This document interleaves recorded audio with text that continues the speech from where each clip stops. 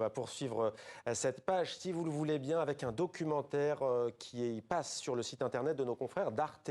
Il est question de deux ministres importants, deux poids lourds du gouvernement israélien, Itamar Ben-Gvir et Bezalel Smotrich. On va regarder un documentaire, ça s'appelle Les ministres du chaos. C'est réalisé par Jérôme Sesquin et Nitzan Perelman.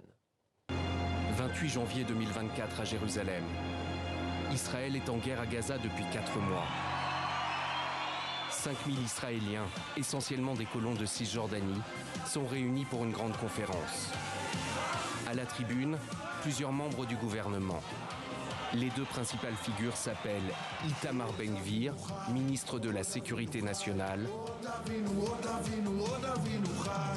et Bezalel Smotrich, ministre des Finances. L'objet de la conférence, appelé à recoloniser Gaza, près de 20 ans après qu'Israël a évacué ce territoire. Bonsoir. Sans colonisation, il n'y a pas de sécurité.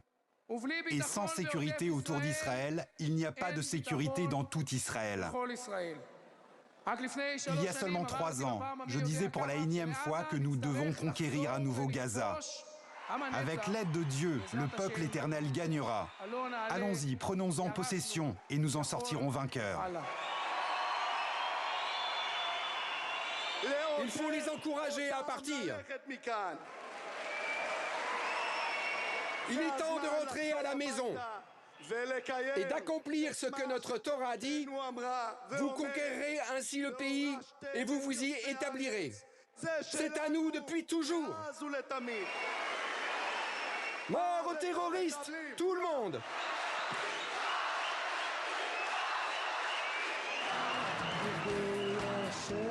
Ces élus de l'extrême droite religieuse sont arrivés au pouvoir début 2023.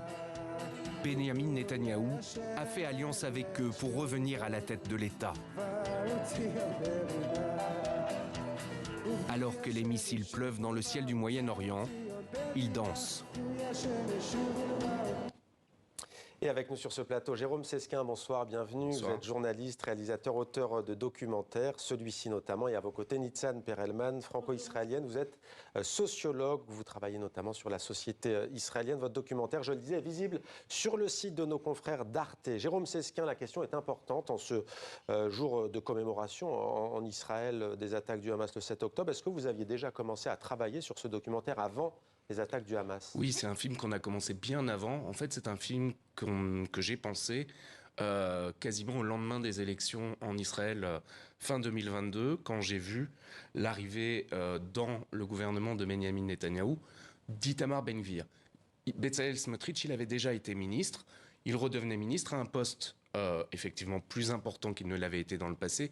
Mais Itamar Ben-Gvir, pour moi, c'était très surprenant de le voir arriver à un tel niveau de pouvoir, alors que quelques années auparavant, il faisait partie des marges de la société israélienne, et c'était complètement inenvisageable de le voir arriver à un tel niveau de pouvoir. Et assez rapidement, j'ai appelé Nitzan, qui travaille sur une thèse sur l'extrême droite israélienne, parce qu'elle est en France, et je lui ai proposé de travailler avec moi sur l'idée de ce film. Arte nous a suivis très rapidement. Ils ont dit oui, quelques jours ou quelques semaines après le mois de mars 2023, quand il y avait un grand mouvement de contestation de la réforme judiciaire en Israël, et que des centaines de milliers, jusqu'à 1 million, je crois, d'Israéliens étaient descendus dans la rue pour s'opposer au projet de réforme judiciaire qui visait à affaiblir la Cour suprême. Et ces deux ministres-là étaient les artisans de cette réforme, notamment? Alors, c'est pas tout à fait, parce que c'est un projet qui a été réfléchi pendant longtemps aussi par le Likoud. Mais c'est vrai que ces deux ministres, c'était très important pour eux, cette réforme, parce que je dis toujours que la réforme pour détruire la Cour suprême israélienne n'est pas l'objectif, mais le moyen. On se demande qu'est-ce qu'ils veulent en détruisant la Cour suprême. Et ces deux ministres veulent très clairement l'annexion de la Cisjordanie. Ils veulent élargir la colonisation. Et on sait que pendant les années, la Cour suprême était l'institution qui bloquait à plusieurs reprises l'annexion, l'élargissement de la colonisation, toutes, il faut dire, en légitimant aussi l'entreprise de la colonisation. Ouais. Où en est cette réforme, d'ailleurs, juste en un mot, avant de parler de ces deux ministres? Le projet, au tout départ, a été abandonné dès le mois de mars sous la pression de la foule. Il y a un deuxième projet qui est réapparu, un petit peu plus soft, si vous voulez, qui a été voté au moment où on tournait en juillet, qui a redonné un mouvement de contestation très important qui est au cœur des images qu'on voit dans le documentaire. Mais l'actualité, c'est plutôt en suspens pour l'instant. Alors, le problème, c'est que ça a été promulgué par la Knesset, mais la Cour suprême a annulé la promulgation. Et donc, on atteint ce conflit, mais arrivé le 7 octobre. Et donc, là, pour le moment, on ne sait pas trop Il y a toujours des pressions du gouvernement contre le pouvoir judiciaire, même si le projet de réforme en soi n'est pas passé. Alors, Bezalel Smotrich, Itamar Ben-Gvir, quel est le profil de ces hommes? Quel est leur parcours? Quel est leur projet? Alors, ce n'est pas les mêmes courants politiques en Israël. C'est deux courants politiques très différents. Et c'était aussi une des idées du film que de raconter d'où ils sont issus, parce que derrière leur histoire, on raconte aussi l'histoire des courants idéologiques dont ils sont issus. Itamar Ben-Gvir, c'est l'héritier, en quelque sorte, d'un mouvement qui s'appelle le kahanisme, qui a été fondé par Meir Kahane, un rabbin d'origine américaine qui avait émigré en Israël dans les années 70, qui était fondateur de la Ligue de défense juive, et qui, dans les années 70, a fondé un parti politique en Israël qui s'appelait le KAR, qui a réussi à se faire élire en 1984 à la Knesset, et qui a été banni de la Knesset en 1988 par tous les partis politiques, y compris le Likoud. Et à l'époque, c'était un premier ministre du Likoud qui dirigeait le pays, pour racisme.